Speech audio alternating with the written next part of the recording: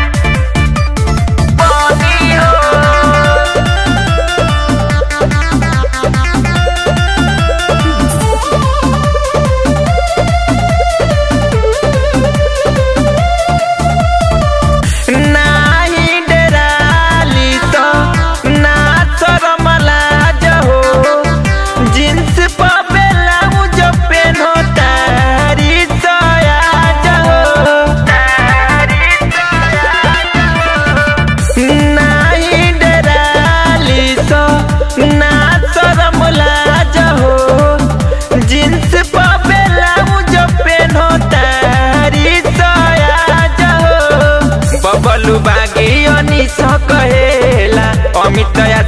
राहुल कहेला थे थरम कार्ड बनी हो।